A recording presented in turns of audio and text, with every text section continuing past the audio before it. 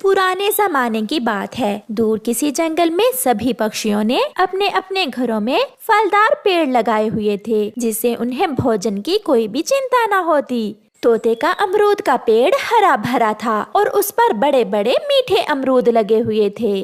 कबूतर चाचा तो बहुत मेहनती था। उसने तो अपने लिए तरबूज की बेलें लगाई हुई थीं। पड़ोसी चिड़िया का आमों का पेड़ एक विशाल पेड़ था जो आमों से भरा हुआ था। ऐसे सब पक्षी बहुत खुश थे।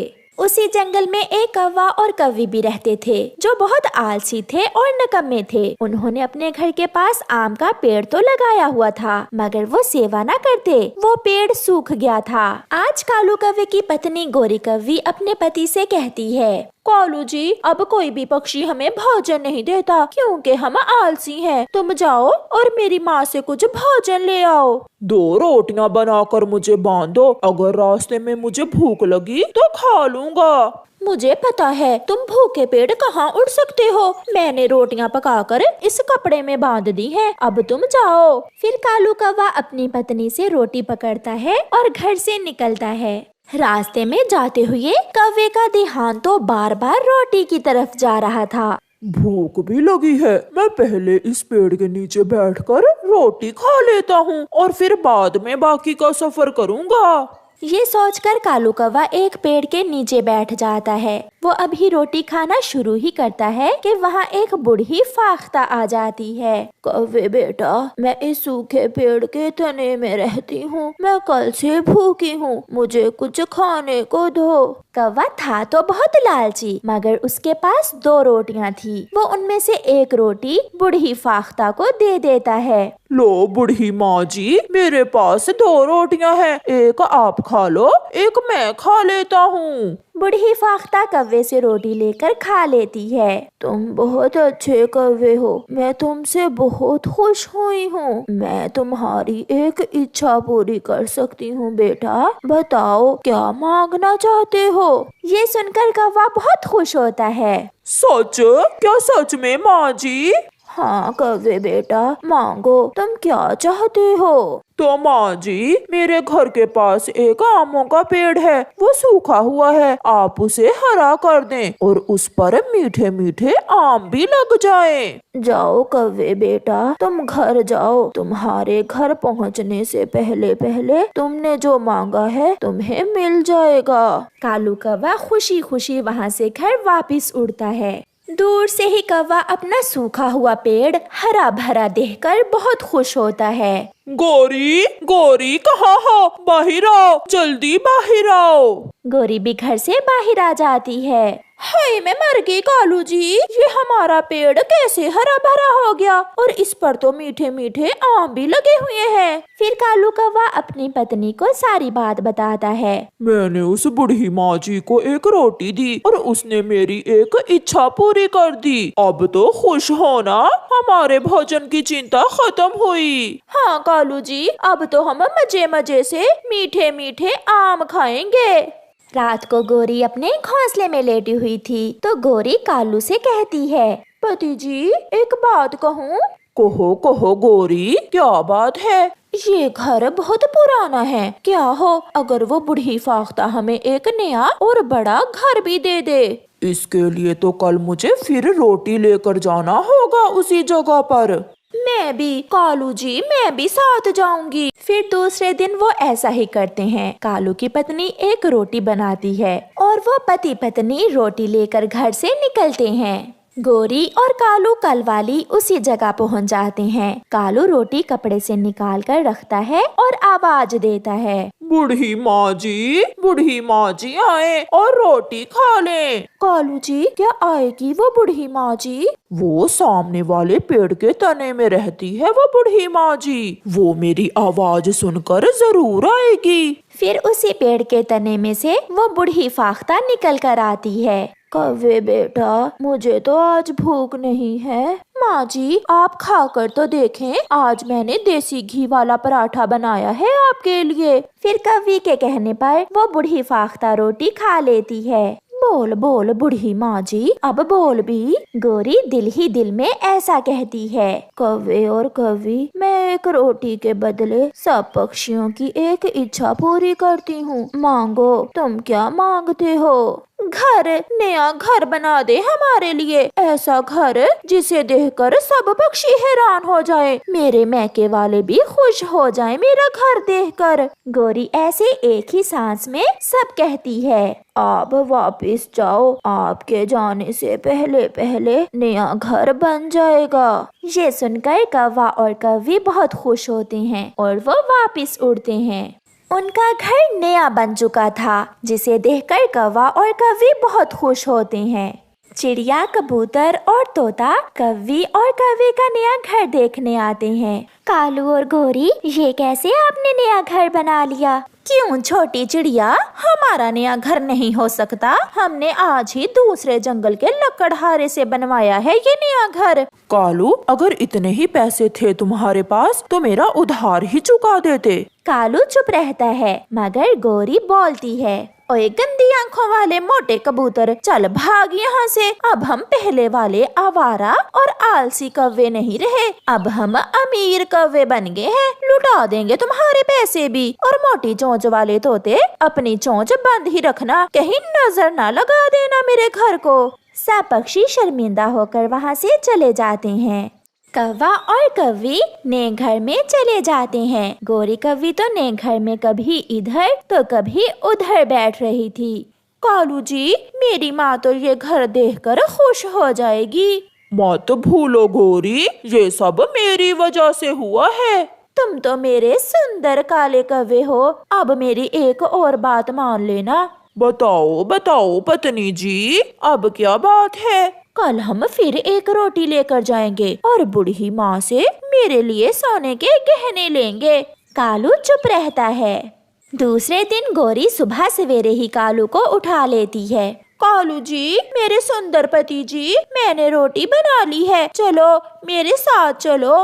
रोटी लेकर कौवे फिर से उड़ते हैं। उसी जगह पहुंचकर कालू और गोरी बूढ़ी माँ को बुलाते हैं। माँ जी, जल्दी से आ जाए, आज मैं आपके लिए आलू वाला पराठा लाई हूँ। नहीं कौवी बेटी, आज मैं तुम्हारी कोई इच्छा नहीं पूरी कर सकती, क्योंकि अब मेरी शक्ति खत्म हो गई है। ये सुनकर गोरी बहुत निराश हो जाती है। बेटी, ये पराठा तुम मुझे दे दो, मैं इसे किसी गरीब पक्षी को दे दूंगी और तुम मुझे बुखार की दवा ला दो। ये कहकर बूढ़ी फाख्ता पेड़ के तने में चली जाती है। बुढ़िया कहेंगी, चल कालू घर चलें, अब हमें इस बुढ़िया से क्या लेना देना। फिर वो वापस घर आते हैं, मगर जब वो वापस आते हैं तो उनका पेड़ भी सूख चुका था और घर भी टूट चुका था। कौवा और कौवी वहाँ बैठकर रोने लग जाते हैं। कालू कालू, बहुत बुरा हुआ, सब चला गया, जो आया था सब चला गया।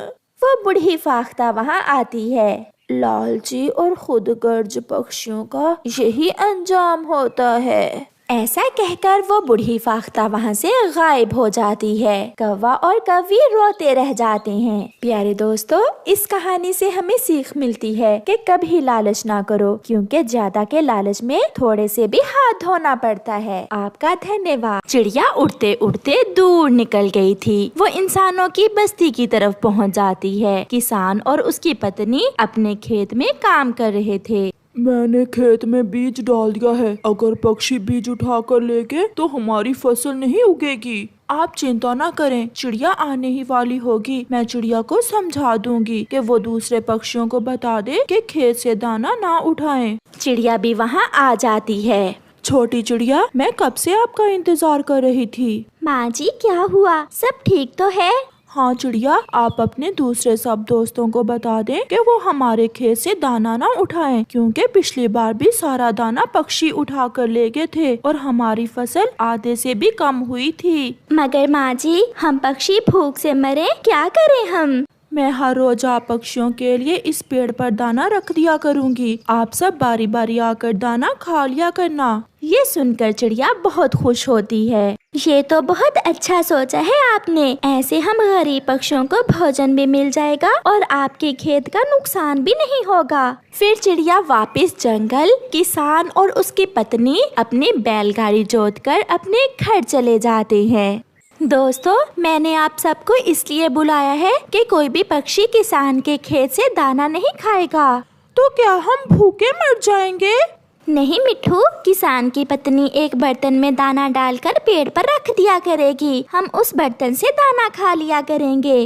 क्या दिया करेगी किसान की पत्नी हमें? गोरी, मुफ्त में जो मिलेगा वही चलेगा। किसान की पत्नी बता रही थी कि पिछली बार हम पक्षियों ने उसके खेत से सारा दाना उठाकर खा लिया था, इसलिए उनकी फसल उगी ही नहीं थी। ऐसे चिड़िया अपने सारे दोस्तों को बताती है।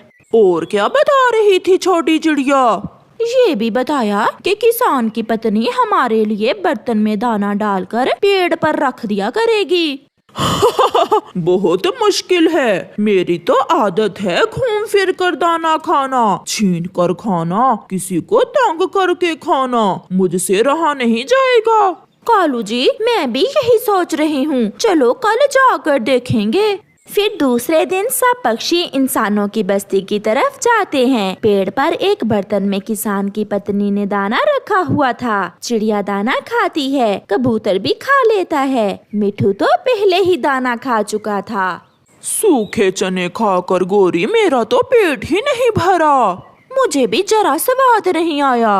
किसान की पत्नी बहुत खुश थी क्योंकि सभी पक्षी पेड़ पर रखा हुआ उसका दाना खाकर चले गए थे। मैं ना कहती थी ये पक्षी बहुत अच्छे हैं, हमारी बात मान लेंगे और इस बार हमारी सारी फसल उगेगी। किसान और उसकी पत्नी फिर से काम में लग जाते हैं। कालू जी, मैं तो सोच रही हूँ किसान ने खेत में न जाने क्या बोया होगा।